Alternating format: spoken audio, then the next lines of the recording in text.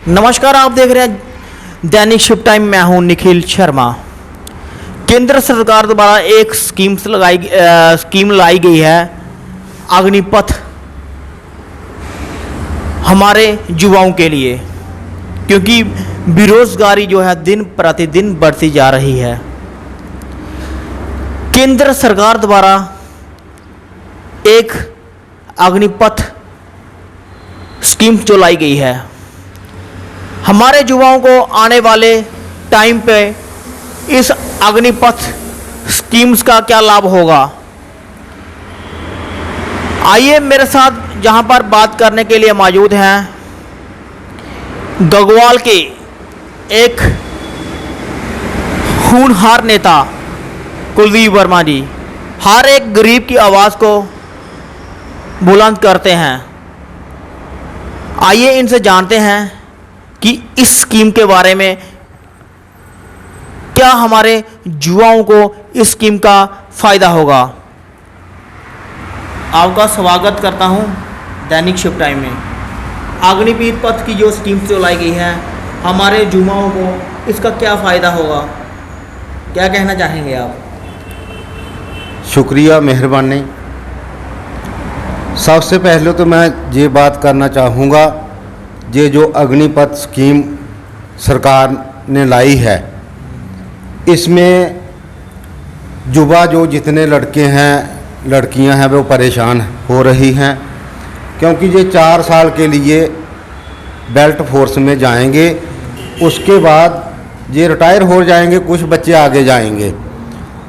उन लोगों का रोष ये है कि जब हम 4 साल के बाद वापस आएंगे तो उसके बाद हमें रिटायर किया जाएगा, ना हमारी पेंशन होगी, ना हमारा कैंटीन कार्ड होगा, कोई भी जो बेल्ट फोर्सेस की सुविधा होती है उससे हम वंचित रहेंगे।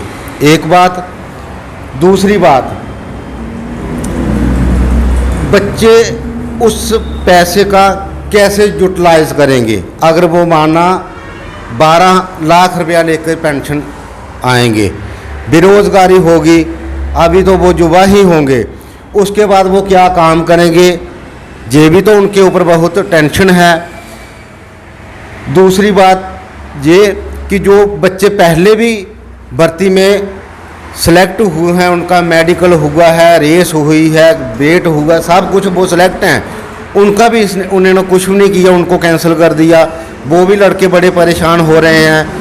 कोई इसके JKP के बच्चे हैं जिनका अभी तक रिटर्न ही नहीं हुआ, उनका भी बड़ा रोष है इसमें।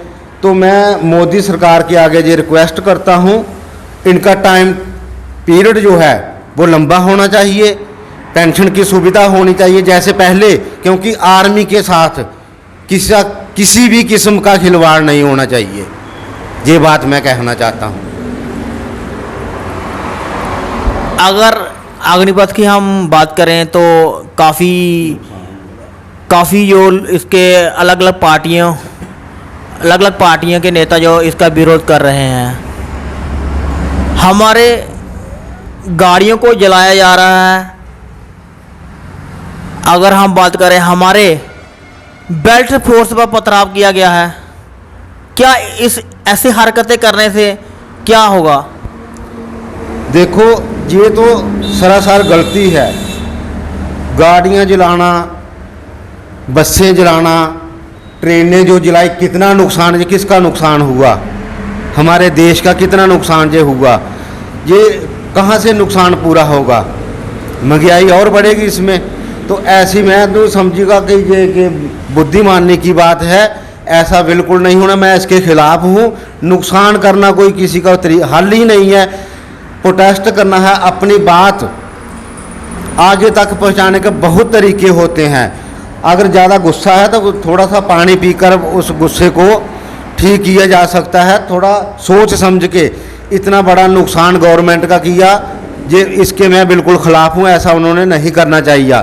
दूसरे बात, जो पत्थर के पुलिस के ऊपर जो पत्थर बरसाए गए, वो पुलिस के लोग कौन हैं, हमारे भी वो भाई हैं, कोई बाहर के लोग थोड़ी हैं। वो आर्मी के ऊपर पत्थर बरसाना, ये कहाँ का तरीका, ऐसा बिल्कुल नहीं होना चाहिए। मैं इसके सख्त खिलाफ हूँ।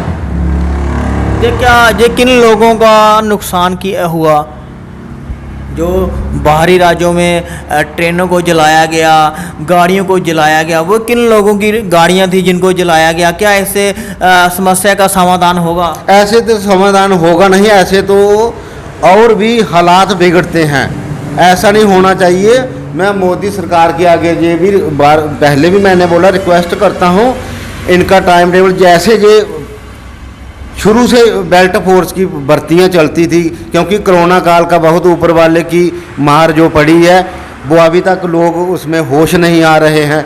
क्योंकि अब जो बच्चे हैं बेरोजगार तो हैं, पहले जो CIS BSF के बच्चे कितना प्रोटेस्ट करते रहे, इन्होंने आश्वासन दिए इनके नेताओं ने कि इसकी वैकेंसी बढ़ाएंगे, ऐसे करेंगे वैसे, तो बच्चे तो परेशान हैं। तो इसका हल जो है ना नरेंद्र मोदी अच्छे तरीके से जानते हैं। मैं उनसे यही रिक्वेस्ट करता है वो सोच समझ के अच्छा फैसला लेके, ताकि बच्चे परेशान ना हो इसमें।